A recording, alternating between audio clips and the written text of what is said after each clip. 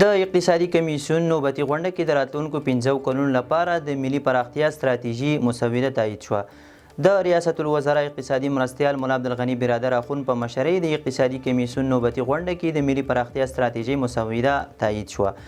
د ریاست الوزرا اقتصادي معاونیت وایي چې د ملي پراختیا ستراتیژي مسوده هغه جامع واحد او اوږدمهاله سند دی چې د راتلونکو 15 کلونو لپاره د هیواد د بنسټیزو ملي موخو د تعیین او ترلاسه کولو لپاره چمتو شوې ده. اقتصادي معاونیت زیاتوي د غونډه کې د خصوصي سکتور له لوري د بغلان ولایت په خنجان ولسوالۍ کې د تیر پارک جوړولو او د غزنی ولایت په مرکز کې تر ځمکې لاندې د سوداګریز مارکیټ جوړولو طرحې هم تایید شوي دي. دغه راز اقتصادي کمیسیون مالیې وزارت ته دنده سپارلې څو د نورستان په منډور ولسوالۍ کې پر طبیعي حوض او دغه ولایت د نورګرام ولسوالۍ په کلګوش سیمه کې د برېښنا بندونو د امکان سنجۍ مطالعاتو ترسره کولو پروژې د 1404 مالي کال په بودیجه کې ونیسي.